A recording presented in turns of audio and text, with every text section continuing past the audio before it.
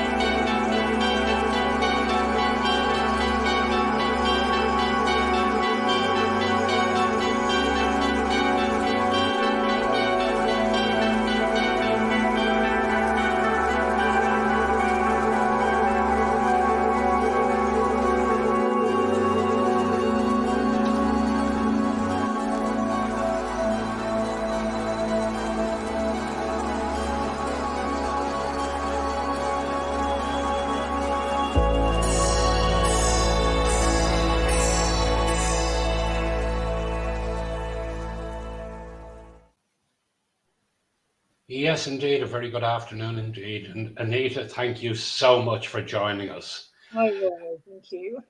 Before we get into the full chat, Anita, maybe you just tell people a little bit about yourself, your own background, and then we can get chatting properly. Okay, my name's Anita. I'm one of the partners at Lakeland Digital with my partner, Sarah. I'm a mum of twins.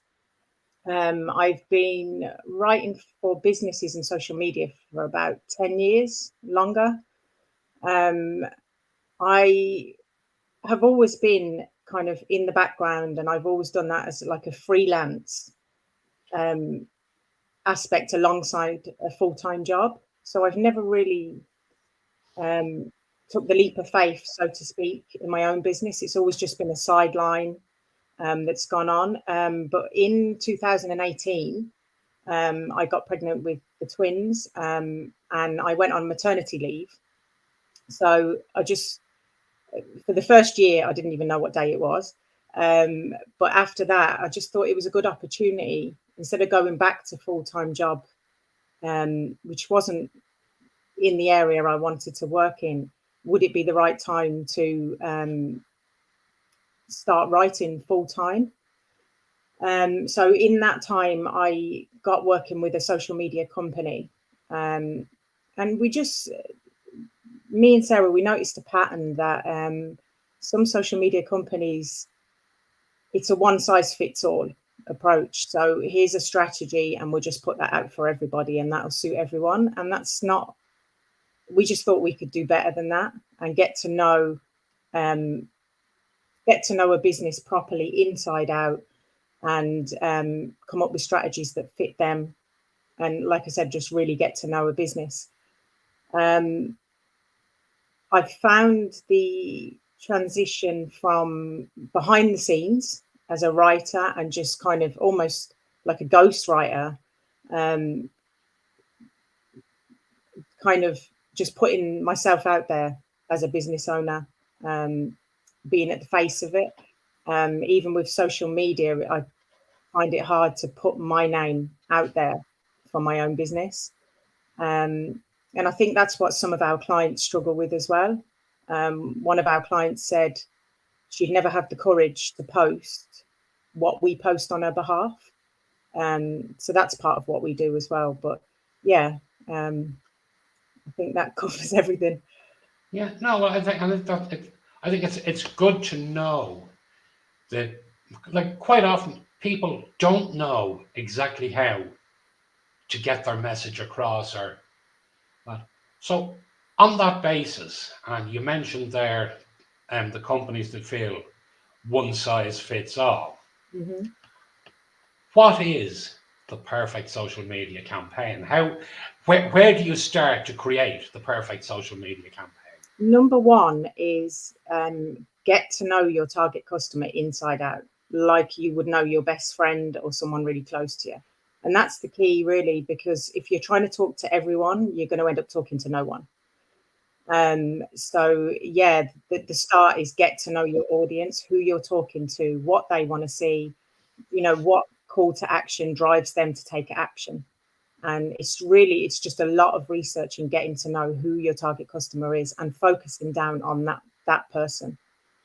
Yeah, well, in that regard, I mean, a campaign aimed at the over 60s market, for example, won't be the same campaign that's going to work for the 20 to 40 market. So absolutely, I think that's very important is knowing. One business could have so many personas. They're not only trying to reach that one person, but speak to those 5 people or those 10 people or that one person individually. And that's, that's the research, is finding who your customer is and talking to that person. Yeah, no, absolutely understand that. Now, there's a lot of talk recently, and we're hearing right across the country that because of the fact the rise in costs of doing business, etc., that there's a huge amount of people saying, well, do you know what? The first thing that I should cut is the amount I'm spending on social media promotion. Yeah. I know from previous conversations I've had with you that that's not always the right way to do things. Do you want to tell us a bit more about that? I understand, we're exactly the same. Like, things do have to go. Maybe you have to look at things a bit differently, but I think it is working with it. I mean, if you have a social media manager, I know the place we come from, it's not a one size fits all. It's a completely tailored approach. So we also work with people's budgets as well. If there's not a budget for paid advertising, you could focus on the organic social media for a while and really build awareness that way. So you can cut down as well. Also, sorry, I've lost my train of thought there a little bit. But even with the organic, with focusing on the brand awareness and the kind of the top of the funnel, keeping people aware of you, making sure your social media is updated is really important, because it's frustrating as a customer to go look for a business and it's the wrong address, the wrong phone number. They haven't posted in 6 months, 12 months. So yeah, again, if you wanted to do paid advertising, go back through your organic social media, have a look and see what posts did well. So you're focusing on using those in the paid advertising. So you're not wasting money on throwing everything into paid advertising and it's not working. Yeah. Research the organic social media, see what works, and then plan out how you're going to use that budget. Well, this is always a touchy subject, and I've heard a number of different opinions on it. But in your general opinion, when you go down the road of paid advertising on most social media companies, and after a period you stop, do you find your organic reach reduces? We haven't. Now, we do focus more on organic social media anyway. But no, we haven't really, once it's consistent across the board and the organic social media is consistent, that does really build up a reach and a following.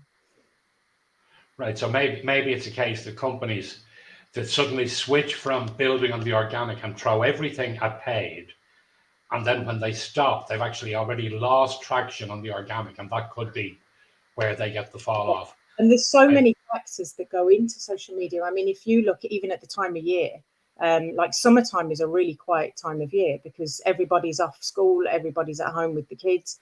People aren't using it for business the way they have been throughout the year. And then when the kids go back to school, there'll be a bit of a pickup. So there's so many factors involved.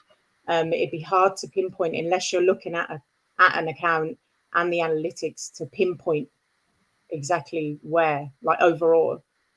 Yeah, what has changed in the overall picture to cause a slowdown or whatnot? We do have a question coming in there from Maggie. Do you think that authenticity in parking has become more important since COVID? In parking. Well, as in other words, when you're doing your promotions and that type of thing, and in Oh, parking, sorry, like pausing on a business sense. yes. I don't think you really need to pause. I mean, like I said, if you are using paid ads and stuff, you could cut back and revisit the budget you have for that. But organically, I'm not trying to do ourselves out of a job here, but you can do organically yourself. You can keep an online presence. You can continue to update your social media and your bio and things like that. So you can continue with that awareness. Yeah, no, absolutely. Again, I think it's one of those things. It's very hard to get it just right. Now, you also um, do offer print and design services as well, separate to the social media side of things. Yeah. Um, do people still do flyer drops and all that side of thing, or with the whole no junk mail, please, have they more or less fallen by the wayside now? Yeah, we do. Mostly it'd be like posters and things like that. People might want to put. We have a business we work with. We do the social media for, but he also wants posters to put inside his shop quite regularly with different updates and stuff alongside the social media. So I think that's why we kind of went down the print road. Now, this is not, it's more Sarah's expertise than mine with the print. She's a graphic designer, but it was more to have like a 360, one place where somebody could say, I need my online and offline marketing all in one place, dealing with one person. We know the brand. In some we've helped set up the brand. So it's just having all that in one place. But yeah, we get a lot of orders for business cards, leaflets and things like that. I think it's still a good way to get the message across. It's more traditional, but I think it works well with the online campaigns as well. Yeah, Maggie has just come back to clarify there that its authenticity in posting has become more important. So since COVID, are people more focused on, they want to see the real person behind the brand, not just the image the brand wants to portray? I think that's always been important. I think the authenticity is so important, and it's the people behind the brand is becoming more. I think even before COVID, I think it's really important to know the people behind a brand.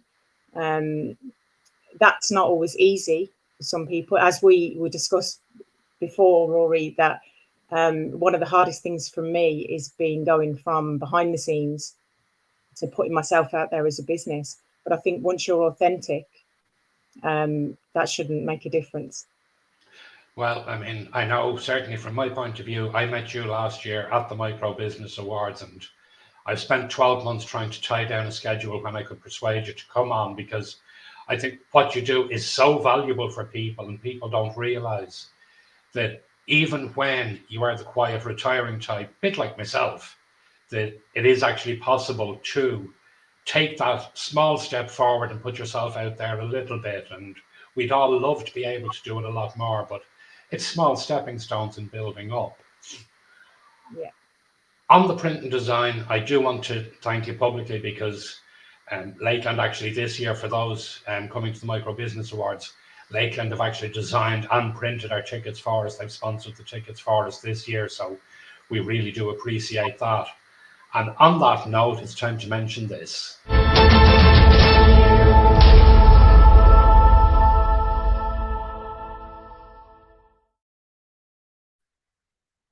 The Micro Business Awards are very fast approaching, with the finals coming up in October, on the 21st of October, in White's Hotel in Wexford. There are still a small number of tickets available for sale if you would like to come along.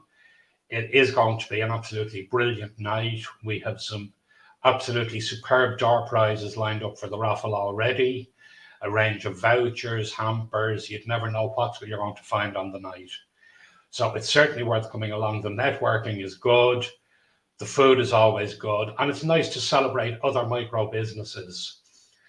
Some of the judging has come back. I'm still waiting on other bits and pieces of it back in. So as of yet, we don't know who all the winners are, but we're looking forward to find out. And of course, the voting on People's Choice finishes at the 30th of August at 5 p.m. And then we'll know who the winner for the People's Choice Award is. So if you would like to come along, you can just drop an email to microbusinessawards@gmail.com with the subject tickets. And what your ticket gets you is pre-dinner drinks, and there'll be some networking at that stage. We'll then go in with a sumptuous 4-course dinner. We have the awards presentation, we have the door raffle, and then after all that is finished, we'll all head down to the bar, socialise a little bit, network a little bit more, and have a nice relaxing evening. And the entire event costs you €90. I will also highlight that I spoke with the hotel yesterday, and the hotel advises that there are only a handful of beds in actual fact, but the figure they actually gave me was, as of yesterday, there was 5 rooms remaining at the discounted rate. So if you haven't yet booked the hotel, I would say to you, do get in touch with them and get your room booked before the discounted rate is gone, because once those rooms are filled, it will be basic rack rate you'll be paying. So we do look forward to seeing you all in Whites on the 21st of October. But now let's get back to chatting with Anita.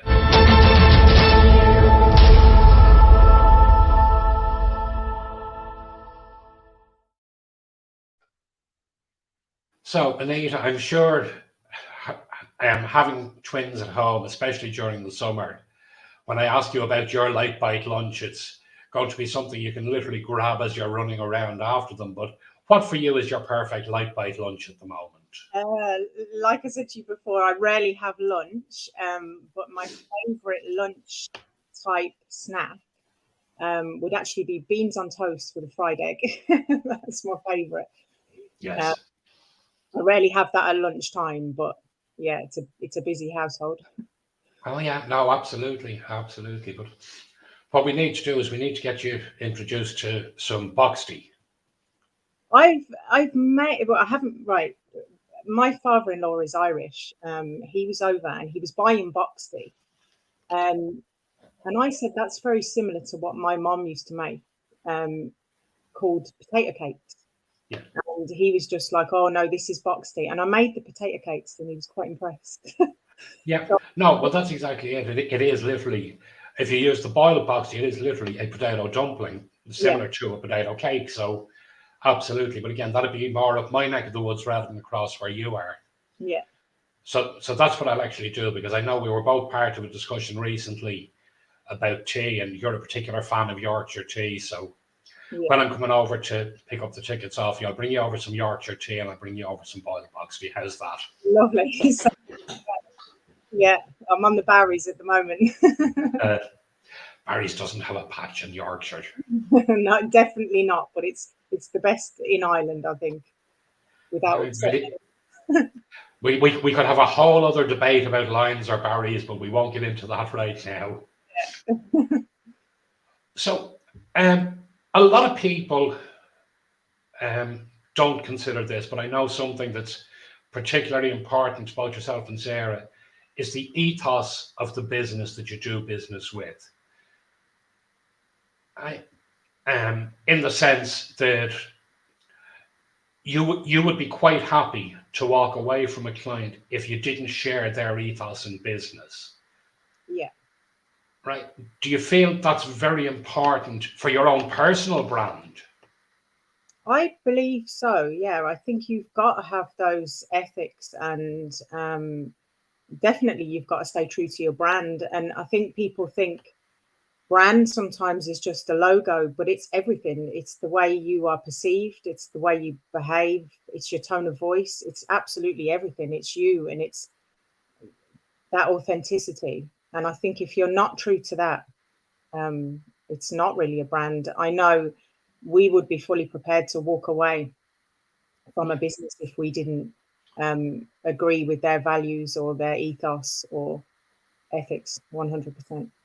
Yeah, no, and again, I think that is so important, that that you have your standards, and like having a successful business doesn't mean it's always about the money. And if we can hammer this message home more, and again, through the awards, through feedback I've been getting from judges, and that's one of the things they talk about, is that quite often they are getting mixed messages when they're reading people's social medias on how they feel this, that, and the other is actually working. So that's why it was something that I wanted to talk with someone who's in the industry, and if Yeah. to you, how, is that super important? Yeah, I mean, we actually did a rebrand. Originally, Lakeland Digital looked very different. And I think as we went down, because of, I'm not trying to bash anyone here, but because of people we've worked with in the past, we kind of went down a certain road. And when we got a little bit down that road, we were like, this is not really us. This is not, this brand actually isn't really us. And after a year, we rebranded. And Yeah, it was hard. It was hard to let go of something that we thought was going to be great. But now we have a brand, which is us, which we're not scared to put our faces to. And that's the thing. Like, we actually did a big rebrand about a year in. And it was hard, but it just wasn't us. It wasn't a road we wanted to go down. It was kind of using practices that we'd seen used, and it didn't suit us. We didn't want yeah, to put ourselves out as that. Yeah, so we rebranded. absolutely. And for anyone that wants to actually see the brand and see exactly what they're all about, you'll see their website scrolling across the bottom there. It's lakelanddigital.ie, and well worth a look. And I know that um, Anita, like myself, is a huge supporter of micro businesses. And if you have an idea and you're not sure, is it viable, is it not? I'd say to you that Anita would be more than happy to have a chat with you. And she doesn't charge for having a chat. It's only, you only start paying if you need work done. So I'd say certainly do keep that in mind. And like I said, it's completely tailored. It's not one size fits all. Everything's considered. So we just love to get to know other brands. We actually have on our website a business spotlight. And we feature businesses on our blog, other small businesses, and they fill in a questionnaire, and we put it on our website as a blog. Just, it's not only kind of getting clients and stuff like that. It's about networking and championing other businesses. Absolutely. I actually filled in the questionnaire recently for the Micro Business Awards. So, right. Any word we can put out about it, absolutely. And again, Yeah. businesses like yourself who are supporters of that in that regard, it's great to have.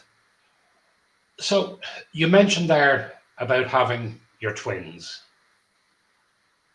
How difficult is it to run a business full time and be a full time mom and work on promoting the business and spend time with family and get the homework done and this, that, the other? How do you juggle everything like that? It's really hard. I mean, I'm grateful. The opportunity of setting up a business came when I was on maternity leave. And I think if I'd been in full-time employment, I probably wouldn't have taken that leap into becoming a business owner. Imposter syndrome, everything, every reason not to. And I think that was my real opportunity to sit back for the first time in a long time and reevaluate what I wanted to do. But it's not easy. We set up a business when my twins were 2. They're 5 now. They're starting school in September. And it's been really hard. Our meetings and stuff would be done after the kids were in bed in the evening. So any business meetings we had it could be 11 o'clock at night, 12 o'clock at night. We'd have business meetings in the park. So the kids would play and we'd be chatting about this and that. And I think it's only now, my twins are 5 and Sarah's little boy is 4. They're all in play school now and starting school in September and stuff. And it's only now just becoming to get that little bit easier. But it's hard. I think one bit of advice, if I had looking back, is just find some time for yourself. If it's 5 minutes, if it's 10 minutes, if it's an hour a week, just find that little bit of time that you're not business owner, mommy, partner, anybody to anyone, like just do what you want to do for an hour, read, have a bath, just take a step back. And I think in the early days, we didn't do that. It was just full on. And we were both near burnout, Yeah. Well, honestly. and it's amazing because through my day job, through accountancy, I talk to hundreds of businesses every year. And there's actually a very strong contrast between reaching that point of almost burnout and imposter syndrome all coming in at once, and one tends to bounce off the other, and it really can be extremely damaging. So, as you say, finding that a bit of time for you, Yeah. and it might be nothing more than sitting in the dark for 10 minutes on your own. Yeah. Right, but I think that really it's so important. Yeah.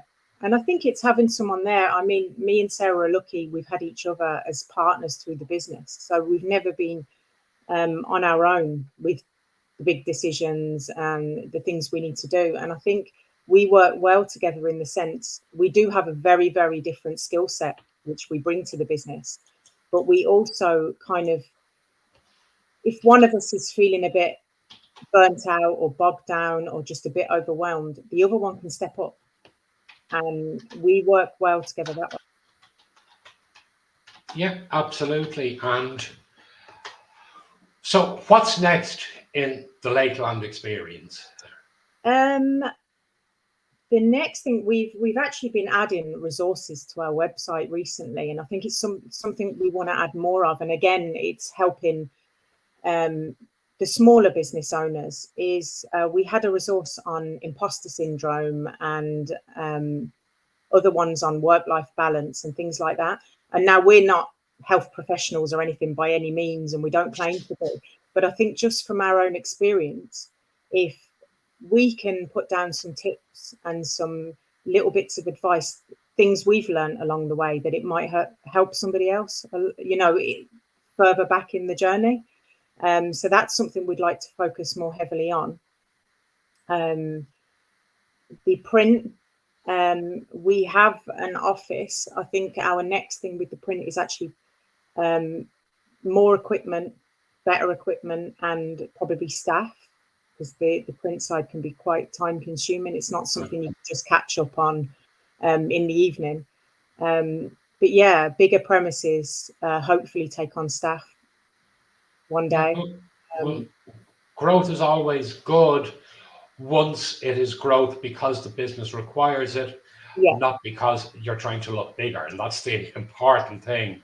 Yeah. I think mainly our focus now is providing more resources on the website of experiences we've had. Maybe will help someone else. Yeah, absolutely. And again, Maggie's come back to us again. So partnership is a great plan for micro business. Being on your own is very isolating. Yeah, it really is. I mean, I mentioned I've been a writer and for businesses and social media for over 10 years. And I did that alongside a full-time job, and it was lonely. Now it's different. We're in a partnership. We have each other to fall back on. We pick each other up. We boost each other up. Yeah. We rely on each other's skill set to get certain things done. And I'm sure it's not always perfectly plain sailing. There's bound to be times when you both have different ideas of the way to move something forward, and it's about learning to be able to compromise. Yeah, we've learned a lot of that along the way. Yeah, no, and again, it's just I'm trying to keep it as real as possible. I don't want people to think that you have the absolute dream partnership from day one. Everything was absolutely perfect, and because it's very much a case that again, that applies to any business. There's no partnership that's absolutely 100% perfect all the time, and if they are, they're not actually being authentic to themselves. But again, it can be a fabulous way of sport. Anita, I'm just being told here in my ear that we've run out of time, unfortunately. So thank you so much for joining us today. I really appreciate it, and we will see you at the awards in December.